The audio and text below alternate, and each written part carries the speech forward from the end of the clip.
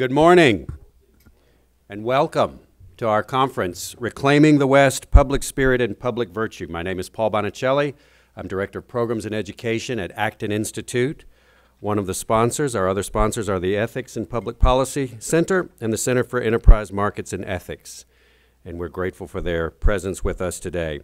Our theme today, as the title reflects, is to ask how, in rather disappointing times, and I don't just mean the last year or so, I mean the last maybe 20, 30 years, how can public virtue be reclaimed and rejuvenated so that public spirit can be reclaimed and again animate our civilization, our body politic, whatever it needs that infusion?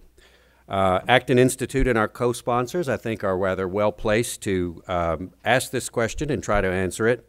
Because another way to think about the question is to ask how a free people can maintain their liberty and promote human flourishing. That's what all of us do from different vantage points in different ways, maybe to some degree, but that is what we do. If we believe that personal liberty is grounded in moral principles, and we do, and that it is key to human flourishing, as we agree, then we want to understand who the human person is. We want to understand the nature of society. And for our part at Acton, we do that through our publications, whether they are scholarly or academic. We do that through film. We do that through conferences like this. And we believe that our social, our political, our economic aspects of our society must be focused upon personal liberty grounded in religious principle. You can't do one without the other. In fact, they are self-reinforcing or mutually reinforcing. I hope that you'll find this conference enlightening and engaging, and we look forward to your participation. A word on that, a word on our setup. We are live streaming, so I'll be sort of a tyrant about time. We want to be sure that we start and end on time as closely as we can. My mom is watching. I don't want her to be disappointed that we started late or confused her in any way. But we also will ask our speakers, if you'll watch my colleague Dan there in the back, he will be keeping time for us and hold up little annoying cards. Excuse me. Our sessions are 3 sessions. The first 2 sessions, one before lunch, one after lunch, and then the late afternoon. The first 2 sessions have a panel chair and 3 speakers. And we'll have each speaker speak, and then we will have a guided discussion by our panel chair. And then the Q&A will be guided by the panel chair with the audience. And we'll do that in the second one. And then finally, Dr. Jerry McDermott is our featured speaker in the late afternoon. Our first session, I want to introduce the panel chair, who's also my boss, and the president of Acton Institute and co-founder. And just tell you also that he will need to leave for parish duties right at 11:30. So please don't be alarmed if he gets up. It's not because someone said anything he didn't like. Could be, who knows, but he wouldn't show that. And get to his parish duties, which in the short biography I want to tell you about him, for those who don't know him, I think most of you do, it is the largest part of his life, and we don't resent it at Acton Institute. We wish we had more of his time, but first comes his duties to his parish. Reverend Robert A. Sirico received his Master of Divinity degree from the Catholic University of America after undergraduate studies at Southern Cal and the University of London. And during those studies, and there's a lot packed into all that, but during those studies, he looked at what maybe a lot of us looked at as we looked at these issues, that there were lots of people in the religious world and in the world of nonprofits and NGOs and people caring for other people who did not understand economics, did not understand the concept of personal liberty, did not understand society founded on moral principles for those purposes. And it caused him to do a whole lot of self-study and study with others, which eventually led to the founding of the Acton Institute with Chris Marin in 1990.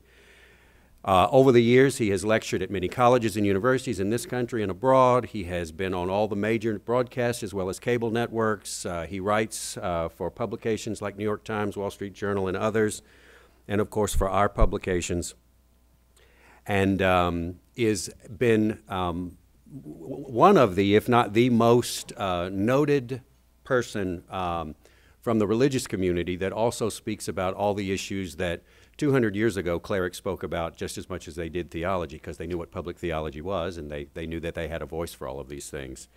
There are lots of students, there are people in government, in business, and many other places who have been influenced by him because of what he was influenced by when he did his ministerial studies.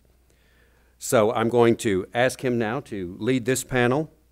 And as I said, at roughly 11:30, when we are in our Q&A with the audience, he will need to leave, and I'll take over at that point. Father Robert. Thank you, Paul. I'm still learning to trust the Baptist by the name of Bonicelli. I'm delighted that you're with us today, and the first thing I'd like to say is that I hope you look at this conference not just as a conference, but as part of a network of people, an international network of people who want to promote a society that is both free and virtuous. So we hope that you'll consider yourselves part of a broader movement, which isn't to say that we all walk in lockstep on every doctrinal point or on every particular policy point, but that we have a broad consensus about what makes for a good society. And this is one of those building blocks in that broader network and in that movement. This event today is the second of 3 one-day conferences in Acton's unique transatlantic series, Reclaiming the West. The first was held just about this time last year in London, and the third will be held next year in Munich. And the theme of today's conference is derived, as you probably already recognize, from Alexis de Tocqueville's Democracy in America, Public Spirit and Public Virtue. A unique transatlantic figure himself, Alexis de Tocqueville was born of a French noble family, but proved himself to be an astute observer of American democracy from the heights of the American social and political life right down to its very bottom. According to Tocqueville, the citizen with town or public spirit is the one who focuses his affections and his hopes on the town, who knows how to take his place there and how to participate in its governance, close quote. He warns, however, that the polis must demonstrate public virtue, a free and strong corporate body, he said, which merits the trouble of trying to direct it, close quote. Today's event will explore the necessary relationship between the free society and public virtues that have cultivated and ultimately protect freedom itself.